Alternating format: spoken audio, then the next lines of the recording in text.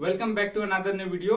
Friends, मेरा नाम विकास है और मैं एक फार्मासिस्ट हूं, इसलिए मैं अपने चैनल्स पे हेल्थ से रिलेटेड जितनी सारे इश्यूज हैं यानी बीमारियां हैं उनके बारे में वीडियोस को अपलोड करता हूं। तो अगर आप हमारे चैनल पे नए हैं तो हमारे चैनल को सब्सक्राइब करें और बेल आइकन को जरूर प्रेस करें ताकि ऐसे ही इन्फॉर्मेटिव वीडियो जब हम अपलोड करें तो आप तक इसका नोटिफिकेशन जरूर पहुंचे। तो फ्रेंड्स, आज की इस वीडियो में आपको थंबनेल देख के पता चल गया होगा कि हम आज इस वीडियो में हेमोरॉइड्स, पाइल्स या बवासीर के बारे में डिस्कस करने वाले हैं। तो जिन लोगों को इसके बारे में नहीं पता है, जिनको इनके बारे में जानकारी नहीं है, इस बीमारी के बारे में हमारा वीडियो देख के उनको बहुत अच्छी जानकारी मिलेगी। जितनी भी अफवाह है इससे आप बच के रहेंगे। ये वीडियो देखने के बाद आपको सारा सब कुछ क्लियर हो जाएगा। इसका कॉन्सेप्ट क्यों होता है, कैसे होता है, सब कुछ आज हम इस वीडियो में आसान भाषा में डिस्कस करने वाले हैं। तो चलिए स्टार्ट करते हैं आज का वीडियो। फ्रेंड्स, जैसा कि हमने बोर्ड पे लिख रखा है, हेमोरॉइड्स, इसको पाइल्स भी बोला जाता है और इसको हिंदी में क्या बोलते हैं, बवासीर। अब बवासीर होता क्या है, सबसे पहले हम यहाँ पे स्ट्रक्चर के माध्यम से समझेंगे कि ये क्यों होता है और कैसे होता है। फ्रेंड्स, ये हमारा स्ट्रक्चर जो है वो हमारे एनल कैनाल का है यानी रेक्टम का है, जहां से हम स्टूल को पास करते हैं यानी अपने शरीर के वेस्टेज को हम जहां से निकालते हैं उसे हम क्या बोलते हैं, रेक्टम। रेक्टम में जो वॉल्स होती हैं उनमें कुछ नसें होती हैं जिनसे वो उसका ब्लड सप्लाई यानी ब्लड की पूर्ति होती है हमारे रेक्टम तक। अब क्या होता है कि हेमोरॉइड्स के केस में या पाइल्स के केस में क्या होता है कि जो नसें हमारी ब्लड को सप्लाई करती हैं वो यहां तक जो आती हैं और क्या होती हैं, सूज जाती हैं। सूज जाने का मतलब कि वो या तो स्किन के अंदर सूजेंगी या तो क्या होगा कि वो हमारे मास एक्यूमुलेशन होने की वजह से बाहर आ जाती हैं। तो इसी तरह बवासीर को कैटेगराइज किया है। यहाँ पे मैंने दो चार यहाँ पे स्ट्रक्चर बना के समझाया है कि देखिए ये अंदर वाला जो है इंटरनल हेमोरॉइड्स जो कि inner wall of the rectum में होता है और जो बाहर का है वो outer surface of the anus यानी जहां से हमारा रेक्टम खत्म होता है, जो हमारा एनस का आउटर पार्ट सरफेस होता है वहां पे होता है, लेकिन उसके स्किन के नीचे होता है। यानी ये स्किन है और इसी के नीचे एक मास एक्यूमुलेशन हो जाएगा। यहाँ पे जो वेन है वो सूज के यहाँ पे इस तरह से क्लॉटिंग टाइप का बना लेती हैं, जिससे क्या होता है कि जब हम स्टूल पास करते हैं तो इनसे हमारा स्टूल क्या होता है, ट्रिशन कॉज होता है वहां पे यानी फ्रिक्शन होता है और इसमें क्या होता है, स्ट्रेनिंग होती है और इससे लग के जब हमारा स्टूल जब पास होगा तो क्या होगा, हमें दर्द होता है और कभी कभी ब्लीडिंग भी होती है। तो एक एक करके हम समझेंगे इसको। सबसे पहले इसका हम इंट्रोडक्शन जान लेते हैं। थोड़ा मैं इसके बारे में ब्रीफ थोड़ा इसको एक्सप्लेन कर देता हूं। मैंने बोर्ड पे भी लिख के रखा है। तो ये क्या होता है कि हेमोरॉइड्स ऑल्सो कॉल्ड पाइल्स, यानी हेमोरॉइड को ही क्या बोलते हैं, हम पाइल्स बोलते हैं। It is swollen vein in your anus in lower rectum. ये क्या होता है, ये क्या है कि सोलेन वेन है यानी हमारे वेन, सूजी हुई वेन्स होती हैं हमारे रेक्टम में और लोअर रेक्टम में या एनस में जो सूजी हुई वेन्स, जो वेन्स सूज जाती हैं उनको हम क्या बोलते हैं, हेमोरॉइड्स या पाइल्स या बवासीर के नाम से हम जानते हैं। ये क्या होता है, it is similar to varicose vein. यानी वेरिकोज वेन आपने देखा होगा कि गांव में पैरों की नसों में सूजन हो जाती है या गुत्थियां बन जाती हैं, जिसको हम क्या बोलते हैं, मेडिकल टर्म में उसको क्या बोलते हैं, हम वेरिकोज वेन बोलते हैं। उसी तरह ये भी होता है कि हमारी जो नसें हैं यहाँ पे सिकुड़ जाती हैं और सूज जाती हैं और क्या होती हैं, उभर जाती हैं हमारे रेक्टम में। तो जिसकी वजह से हमारा स्टूल पास होता है तो उनसे टकराता है और क्या होता है, हमें दर्द होता है, ब्लड वगैरह बाहर आता है। तो ये उसी तरह का एक बीमारी है। अब बात करते हैं, it can develop under the rectum. जो हमारे रेक्टम के अंदर डेवलप होता है उसको हम इंटरनल हेमोरॉइड्स बोलते हैं। यानी जो हमारा ये रेक्टम का जो पूरा का पूरा पार्ट है उसके अंदर यानी एनस के शुरू खत्म होने के पहले जो अंदर का पार्ट होता है, इसमें इस तरह से हमारा अगर किसी भी तरह का वेरिकोज वेन की तरह या नसें हमारी सूज जाती हैं उसको हम क्या बोलते हैं, इंटरनल हेमोरॉइड। और अराउंड द एनस और under the skin of the anus, इसको क्या बोलते हैं हम, एक्सटर्नल। यानी अराउंड द एनस यानी एनस के आसपास या एनस के स्किन के नीचे जो वेन्स सूज जाती हैं और फूल जाती हैं वहां पे, उसको हम क्या बोलते हैं, एक्सटर्नल हेमोरॉइड बोलते हैं। Near about 3 out of 4 adult suffer from it. यानी लगभग 3, अगर 4 में से देखा जाए तो 3 जो एडल्ट हैं या जो यूथ है हमारा वो इससे सफर करता है। ये बहुत ही कॉमन डिजीज बन के रह गई है हमारी सोसाइटी में, जिसके बारे में कोई बात नहीं करना चाहता, कोई बताना नहीं चाहता। इसकी वजह से ये बहुत बड़ी बीमारी बनती जा रही है और बहुत ज्यादा फैल रही है। इसके कारण अब कभी तक इसके कारण पता नहीं चला है, लेकिन बहुत सारे कारण भी है जो इसको कॉज करते हैं। इसको हम आगे डिस्कस करेंगे। सबसे पहले हम अब इसके सिम्टम्स के बारे में बात करते हैं। इनके कैटेगरी के हिसाब से सिम्टम्स अलग अलग अलग होते हैं उनके बारे में डिस्कस करेंगे। तो सबसे पहले यहाँ पे देखिए, there are number of causes, इसके बहुत सारे कॉजेस हैं, but often causes is unknown, यानी एग्जैक्ट जो कॉज है वो अननोन है, अभी तक पता नहीं चला है, लेकिन कॉजेस बहुत सारे इसके कारण हैं। अब बात करते हैं इसके सिम्टम्स की। तो symptoms depend upon its type, यानी कि सिम्टम्स जो हैं इनके टाइप्स पे डिपेंड करते हैं। यहाँ पे मैंने 3 टाइप दिखा रखा है बोर्ड पे, लेकिन बेसिकली हमें 2 टाइप्स देखने को मिलते हैं। जो थ्रोम्बोस्ड हेमोरॉइड है वो बहुत ही रेयर केस में देखने को मिलता है। तो सबसे पहले हम इसकी कैटेगरी के हिसाब से सिम्टम्स को डिस्कस कर लेते हैं, तब हमें और ज्यादा क्लियर होने लगेगा। तो पहला हमारा जो इसका जो कैटेगरी है वो है इंटरनल, दूसरा है पहला है हमारा एक्सटर्नल, दूसरा इंटरनल, तीसरा थ्रोम्बोस्ड हेमोरॉइड।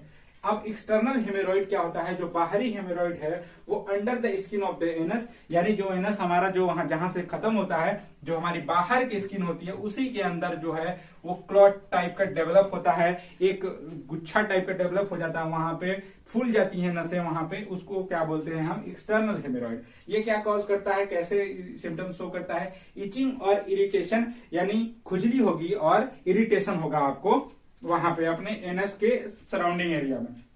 पेन और डिस्कम्फर्ट, पेन होगा और डिस्कम्फर्ट होता है, बहुत सारे मतलब आपको परेशानी होगी, इसको आप बार बार आपका दिमाग वहीं पे जाएगा।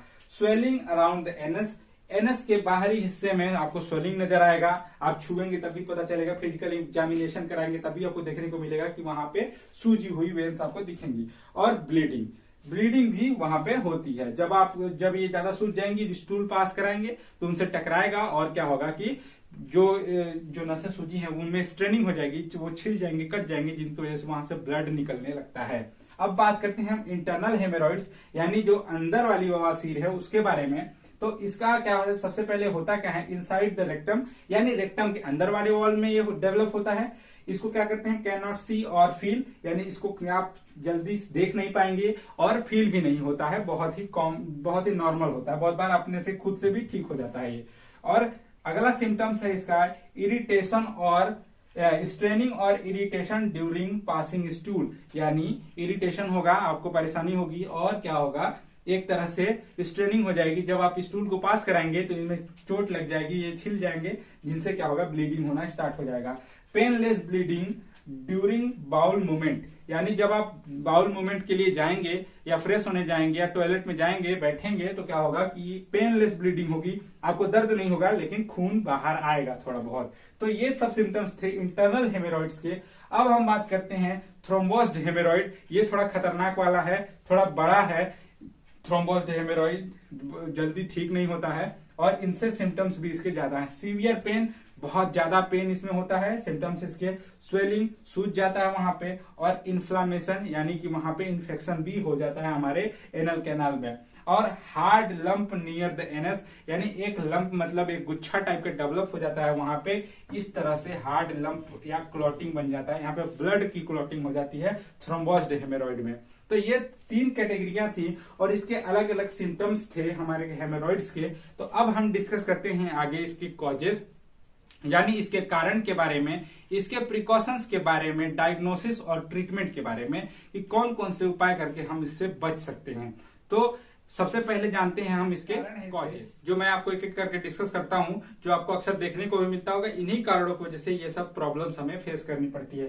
फ्रेंड्स, पहला कारण है हमारा कि स्ट्रेनिंग ड्यूरिंग बाउल मूवमेंट, यानी अगर आपके बाउल मूवमेंट के दौरान अगर आपको स्ट्रेनिंग हो जाती है या छिल जाता है, कट जाता है, जिसकी वजह से थोड़ी बहुत ब्लीडिंग आती है, अगर आप उसको अवॉइड करते हैं तो क्या होगा कि वो हेमोरॉइड्स कॉज कर सकता है, हेमोरॉइड्स के रूप में बदल सकता है। Sitting for long period of time in toilet, यानी टॉयलेट में बहुत ज्यादा समय तक आपको नहीं बैठ के रहना है, टाइम पास नहीं करना है, फोन वगैरह लेके नहीं जाना है जिससे आपको टाइम पास हो, और ज्यादा प्रेशर आप लगाएं अपने बाउल के ऊपर या अपने रेक्टम के ऊपर, जिनसे जो ब्लड सप्लाई है वो वेन्स में ज्यादा हो जाए और वेन्स सूज जाए, ऐसा गलती आपको नहीं करना है। तो ये थे कुछ सिम्टम्स बोल रहा हूँ, सॉरी, कॉजेस हैं, ये कारण है। आगे के अगला हमारा कॉजेस है, इसके कारण है हैविंग क्रोनिक डायरिया और कॉन्स्टिपेशन। सबसे ज्यादा देखा जाने वाला कारण है हमारा इसका कॉन्स्टिपेशन, यानी कि कब्ज। जितना ज्यादा कब्ज बनेगा उससे वो लोग क्या होते हैं, इस बीमारी के शिकार होते हैं, और ये सबसे बड़ा कारण है इसका। अगला है बीइंग ओबेस यानी आपकी जो बॉडी वेट है बहुत ज्यादा हो रहा है, आप ज्यादा वजन हो जा रहा है आपका शरीर, जिसकी वजह से आपके रेक्टम पे आपके बॉडी वेट का ज्यादा प्रेशर पड़ रहा है, जिसकी वजह से वेन्स सूज जा रही हैं और आपको हीमोरॉइड जैसी प्रॉब्लम फेस करनी पड़ रही है। बीइंग प्रेग्नेंट, फ्रेंड्स प्रेगनेंसी के समय वुमेन्स में, औरतों में ये बहुत ही ज्यादा देखने को मिलता है, क्योंकि जो अपने बॉडी वेट के साथ साथ वो क्या करती हैं कि अपने बच्चे का भी बॉडी वेट अपने पेट के ऊपर रखती हैं, जिससे क्या होता है कि उस बॉडी वेट की वजह से उनके रेक्टम पे ज्यादा प्रेशर पड़ता है, जिसकी वजह से ये वेन्स सूज सकती हैं और ये हीमोरॉइड्स उनको हो सकता है।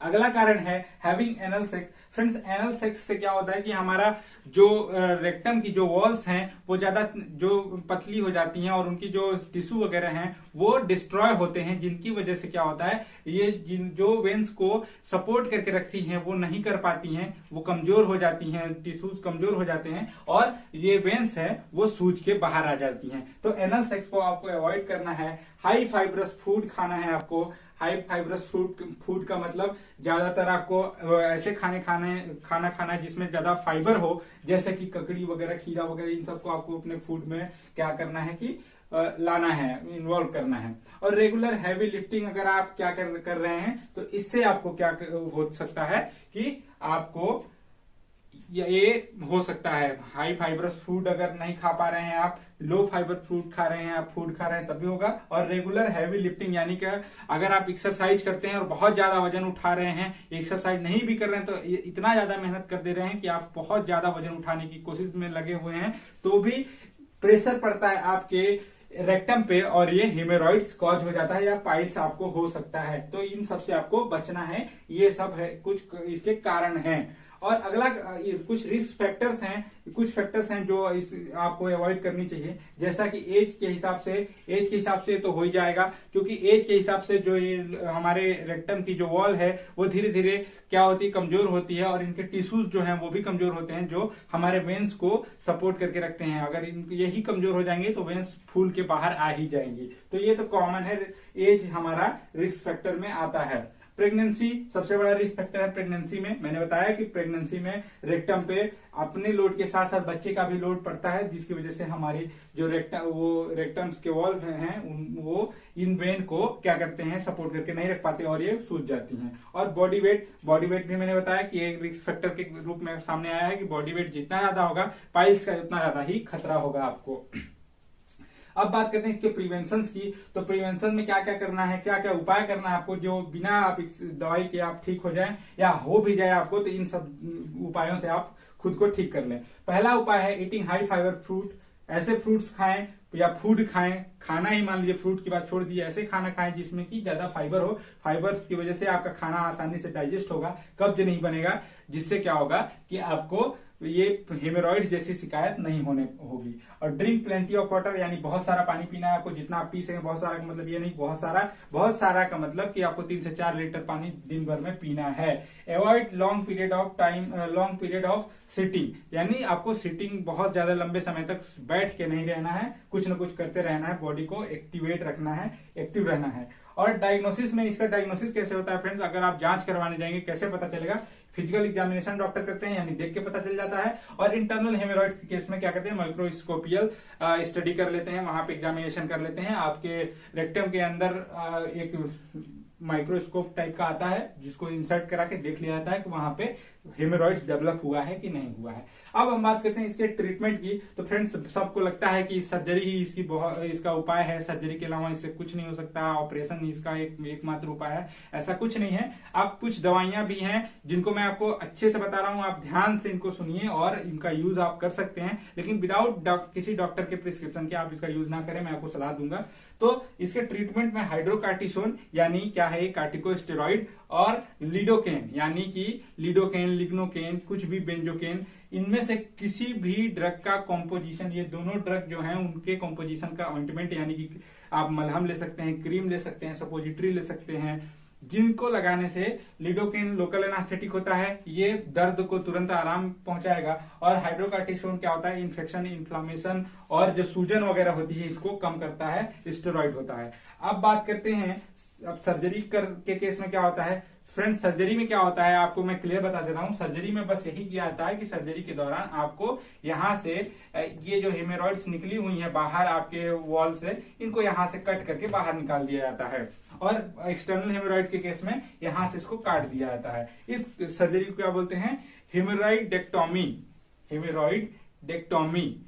हेमोरॉइडेक्टोमी में क्या होता है कि हेमोरॉइडेक्टोमी में इन जो हेमोरॉइड्स बाहर निकले हुए हैं, यानी जो यहाँ पे सूजन हुई है उसी को कट करके बाहर निकाल दिया जाता है। सेम डे में डिस्चार्ज कर दिया जाता है। कोई बहुत ज्यादा वो नहीं होता, लेकिन आपको इससे बचना है। जहां तक कोशिश करें कि आप इसको खुद से ठीक कर लें, एक्सरसाइज वगैरह करें, अच्छा डाइट लें, और आजकल के जो बाहर के जो आप खाना पीना जो देख रहे हैं कि बाहर के इन्वायरमेंट में जो चीजें मिल रही हैं सब खराब ही हैं, तो इन सब से बचें आप। और हाई फाइबरस फ्रूट लें और फूड भी उसी तरह का खाएं, खाना भी उसी तरह से आप खाएं, तो इन सब चीजों से आप छुटकारा पा सकते हैं। तो फ्रेंड्स, ये था आज का हमारा वीडियो हेमोरॉइड्स, पाइल्स या बवासीर के ऊपर। अगर आपको इससे थोड़ी भी बहुत भी इंफॉर्मेशन मिली है तो हमारे चैनल को सब्सक्राइब करें और वीडियो को एक लाइक जरूर करें। साथ ही साथ बेल आइकन को जरूर प्रेस करें ताकि जैसे ही हम दूसरा वीडियो अपलोड करें उसका नोटिफिकेशन आप तक जरूर पहुंचे। Thank you so much.